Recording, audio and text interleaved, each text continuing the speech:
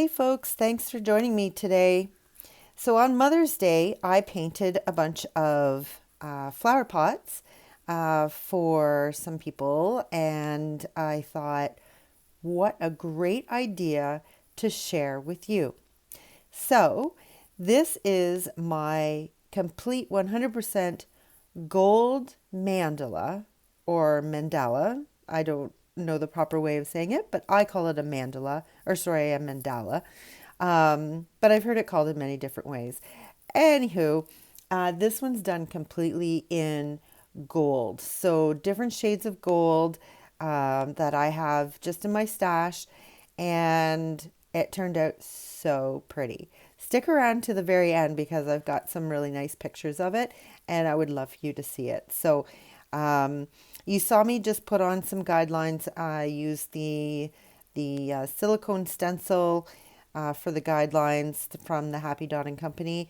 You can get your own if you wish just by following the link that is in the description below. And she also has all sorts of other good, really neat stuff. It's just amazing. Angela has some really wonderful things. I am not affiliated with her, but I do recommend her because her stuff has lasted me forever. So it's really good quality. So what I'm painting on is just a regular old terracotta pot. You can purchase these just about anywhere. I picked mine up at the dollar store. Then I painted it black with some spray paint, but I only painted the outside because the purpose of a terracotta pot is it's very porous. So when you plant a flower in there, you want something that's going to help absorb the water and keep it nice and cool and wet. So don't paint the inside because you need the pot to continue to do what it's supposed to do. So after I painted it black, put on my grid lines, I then start putting on my paint. I did use my compass too. You saw me fumble there with it because there was no place for me to really put in the pointer side of it. So I had a bit of difficulty trying to get those circles on there, but I managed. I got them on there. So they're great for your guidelines and to keep things all symmetrical. So that's why I put them on. And they erase so easily when you use your General's charcoal pencil, and all you have to do is use a cloth with a little bit of water and they just wipe off so easily. So I'm using all of my dotting tools that I got from the Dotting Center. There is a link in the description below for her shop as well. And there is a 10% discount code to be used if you buy anything from her Etsy shop. So I urge you to do that. Again, I'm not affiliated. I don't get any kickbacks. These are just wonderful women that have amazing products that I am encouraging you to support. That's it. Nothing. I don't get anything out of it. Other than getting the gratification that I was able to pass on something that is a really good product, really easy to use, and great women to support. So that's why I urge you to go and check out their Etsy shops and purchase their products. So anyhow, I'm going in and I'm using different shades of different shades of gold, sorry. So these are all just paints that I have in my stash. Some of them were getting to be pretty old and a little bit clumpy, so I had to do a bit of cleanup to be able to use them.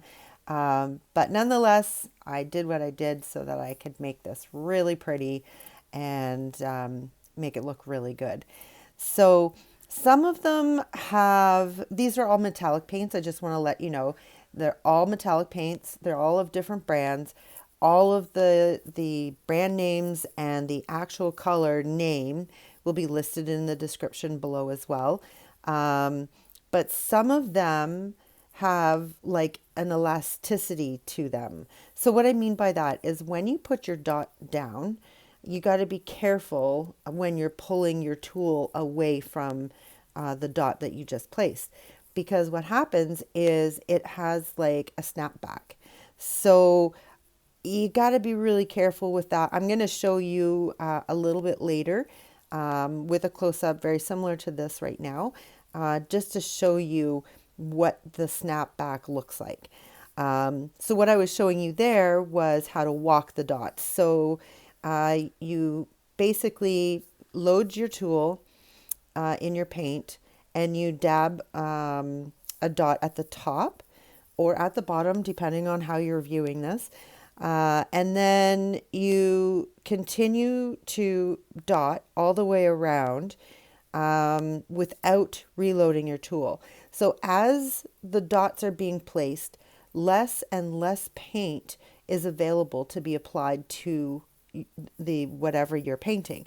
So they automatically get smaller in size as you go around. So that's why I was showing you the close-up on that as I was going around, just to give you an idea as to how that actually works. And it's really, it has to be one of my favorite my favorite techniques to do, because it's mesmerizing. And I don't know about anybody that's watching this video, but if you do this or not, but I do. And I don't even realize I'm doing it until I'm like, oh my gosh, I was just doing it again. But I count my dots as I dot them. So let me know in the description. No, let me know in the comments below if you do the same thing, if you count. So I go like 1, 2, 3, 4, 5, 6, 7, 8. And it's what I do. I do it in my head. I don't do it out loud, but I do it in my head. So let me know if you do it as well. It's just something, I don't know, that I do. And it's, I really don't know. I just get, I don't know, gratification out of it maybe, or I really don't know. But please let me know if you do the same thing, because I'm curious if this is just a me problem or if other people have the same thing. And if they do, please let me know, because I want to know that I'm not the only one. Because now that everybody knows, I've never told anybody this before, but now everybody knows, and I want to make sure that I'm not the only one out there doing it. So anyways, leave me a comment below. So as I've been yammering on here, I've gone and I've done 3 rows of walking the dots. And you'll notice that as this video is playing, you're never going to see me do any dotting on the right side. And it's because I'm left-handed. So when I do, I cross over and then you can't see what I'm doing.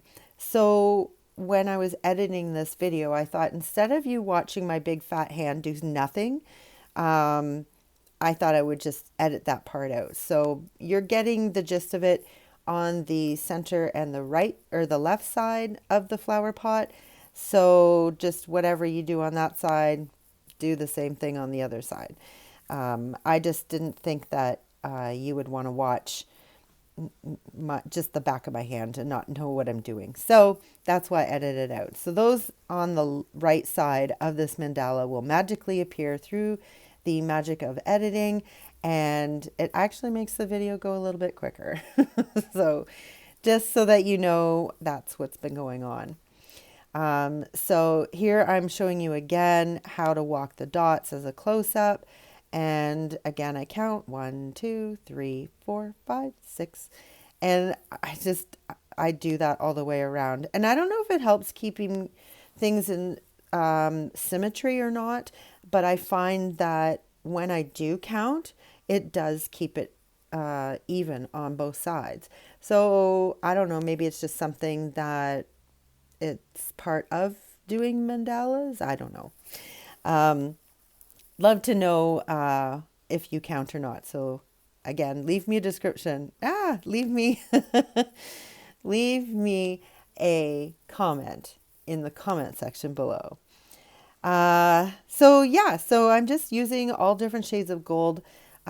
anywhere from like a deep gold, right down to like a champagne gold, um, and rose gold, and I think there was a bronze in there that had a bit of a hint of gold to it. So, anyways, I'm just really wanted to do this as it's almost like a royal kind of mandala, and I really like how it complements the inside color of the terracotta pot. So that was another reason why I chose this. Um, I will also leave at the end of this video some pictures of the other ones that I did. I did 4 in total. So I will leave pictures of all 4 that I did. This is the only one that I recorded, but if you're interested, I can do more because yes, my inventory has a lot of terracotta pots in it. So I could certainly do it again. Um, so here I'm showing you, I'm just adding some top dots, and I just find that the top dots give that extra dimension. See, there's the back of my hand when I'm doing the right side of the cup or of the pot. So, but yeah, it adds a little bit more dimension and it gives it the depth that you almost need for this because it's like a half flower that's sort of sticking out of the bottom of the rim of the pot, and I just thought it was really cute. So I believe this is where I'm going to show you the snapback. Yep, here it is. So watch it snap, snap. So I'm going to do it again on the left side and watch it snap, snap. So just imagine if you pulled that up and away, but not straight up, that snap would snap sideways, and then you would have this little line of paint that is extremely hard to get rid of because it's in amongst all of your other dots, and it's just really hard to do. So that's just a word of advice. Some metallic paints do have that elasticity to it, and it does create a snapback when you take your tool away from your project. So just so you know. I just want to do a quick reminder too that if you're new here, thanks for joining us, and I encourage you to give me the thumbs up if you like the video, and make sure you subscribe because I like to bring all sorts of different material to you folks. So and make sure that you ring the bell and you'll get a notification when I do post something new. And please share.